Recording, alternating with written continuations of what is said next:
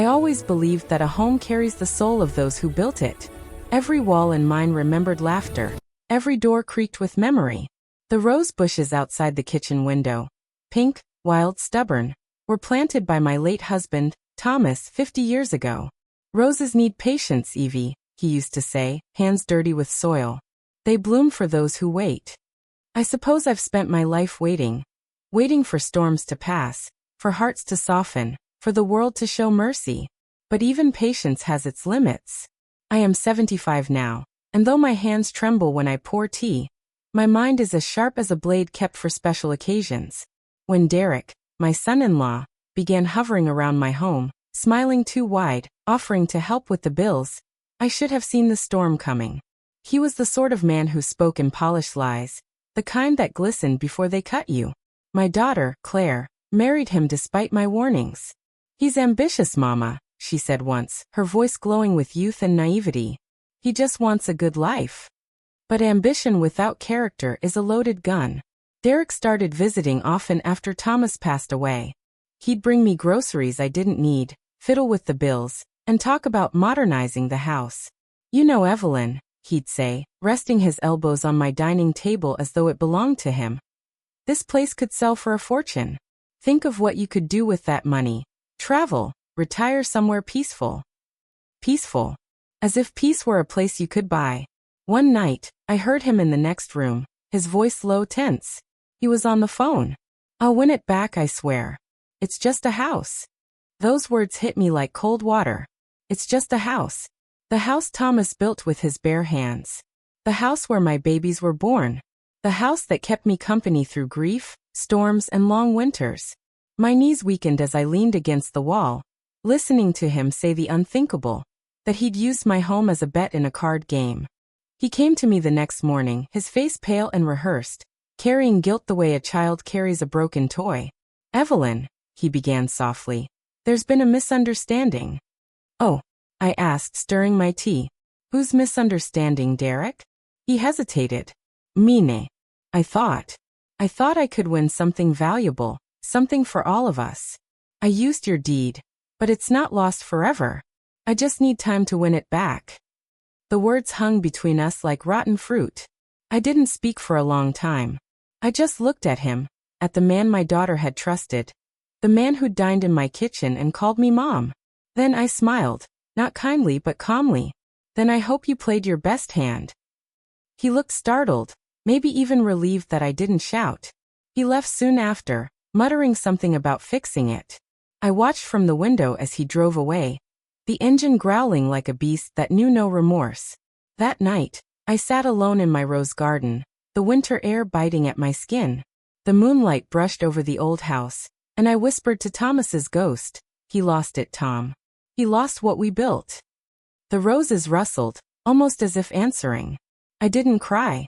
I'd already done enough crying in this life. No, I would wait, like Thomas taught me. Because some things, I realize, can't be rebuilt with tears. They must be reclaimed. Patiently, quietly, beautifully. And so, I waited. I've learned that silence has many faces. There's the silence of grief, heavy, hollow, and endless. Then there's the silence of power, sharp as glass, waiting to cut. When Derek confessed to losing my home, I chose the second kind. People expected the old woman to cry, to plead, to collapse into pity. Instead, I folded my hands on the table, met his nervous eyes, and said only, I hope you played your best hand. That silence frightened him more than any scream could have. In the days that followed, Claire tried to reason with me. My daughter, my only child, who once clung to my apron strings, now stood beside her husband, defending him. Mama, it was a mistake, she said, tears clinging to her lashes. He didn't mean to lose it. He's under a lot of stress. The business. Stress doesn't play cards, dear. I interrupted gently. Men do. She flinched at my tone, and I regretted it for a moment, but only for a moment. I had spent my whole life forgiving lateness, broken promises, and disappointments dressed as good intentions. But forgiveness, I've learned, means nothing to those who treat it as an unlimited currency.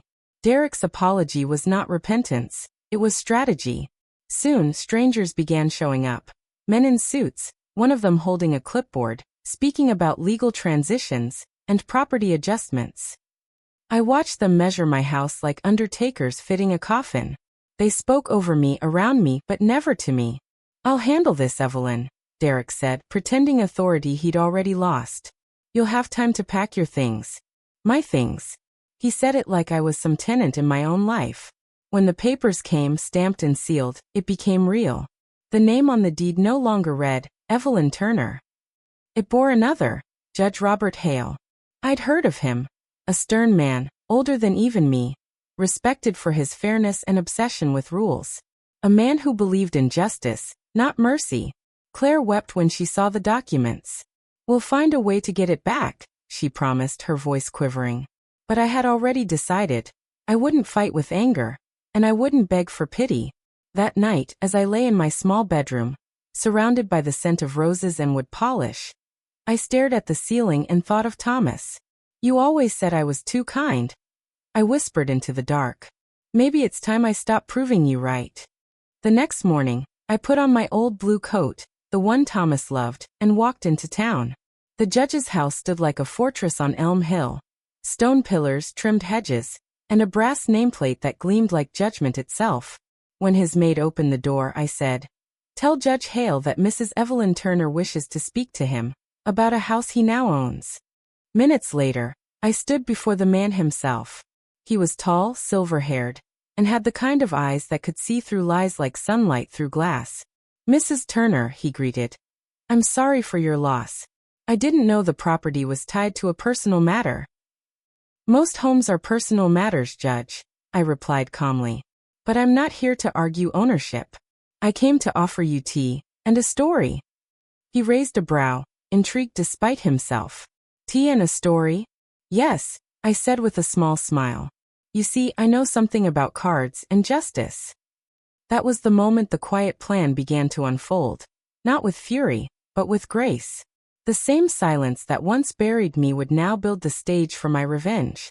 Because at 75, I had nothing left to lose, and everything left to teach. Judge Hale was not a cruel man, just one who believed in balance.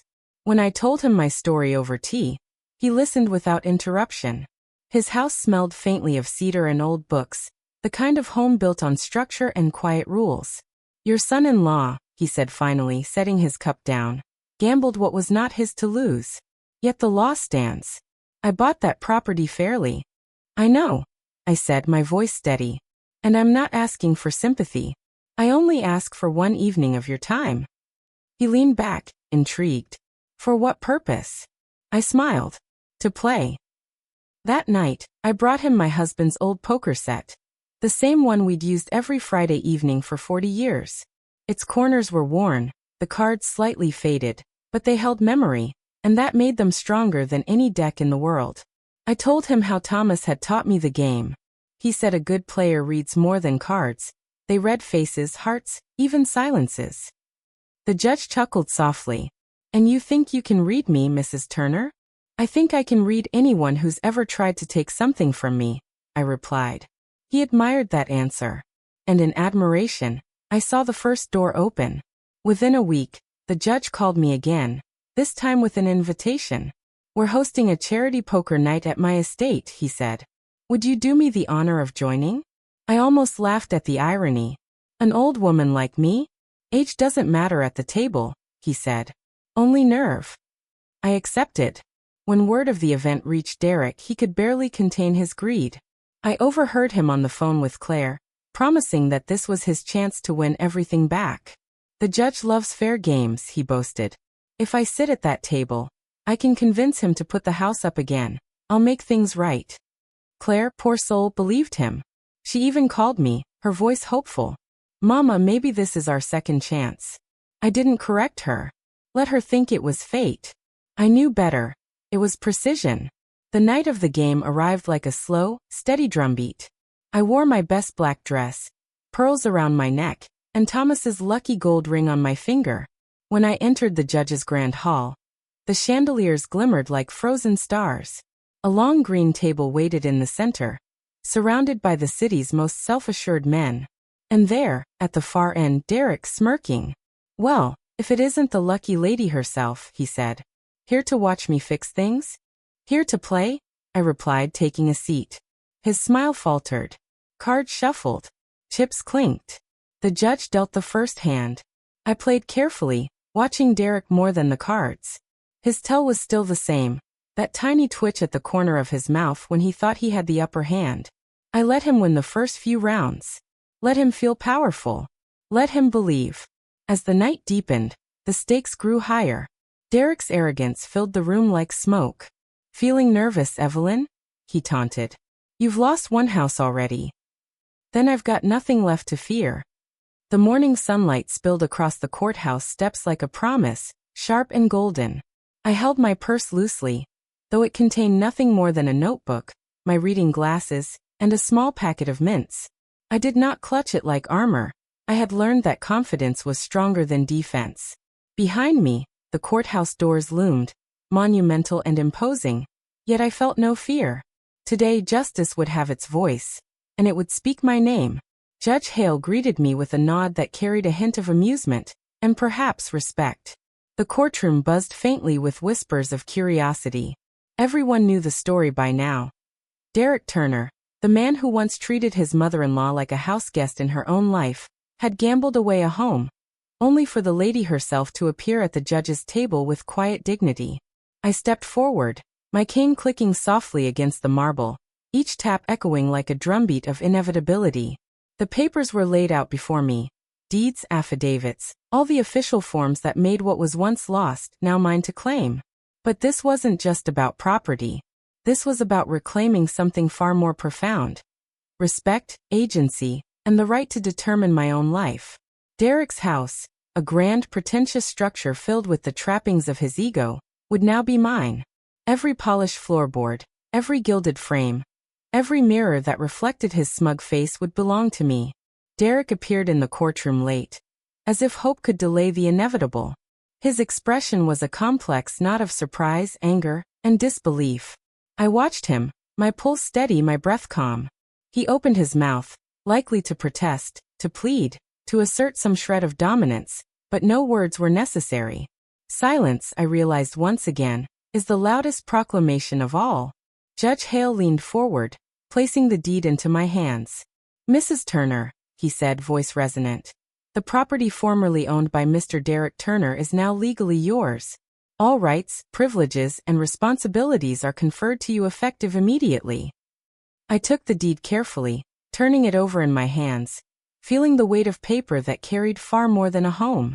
It was the embodiment of years spent enduring, observing, and planning. Derek's jaw tightened. The courtroom seemed to shrink around him. The hubris he once wore like armor now lay shattered at my feet.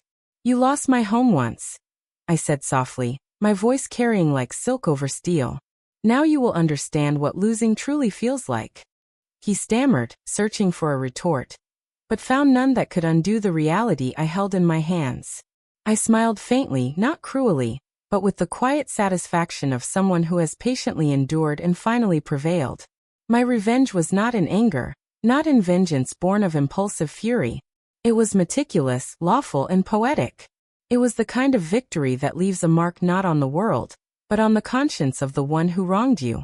I left the courthouse with the sun warming my face, the deed secure in my purse. For a moment, I paused at the steps, inhaling the crisp air, listening to the city stir around me. My roses, my late husband's wisdom, the years of my life spent nurturing patience, all had led to this moment. That evening, I walked through Derek's house for the first time as its rightful owner. The echo of my footsteps sounded like applause, the walls standing as witnesses to the culmination of decades of resilience.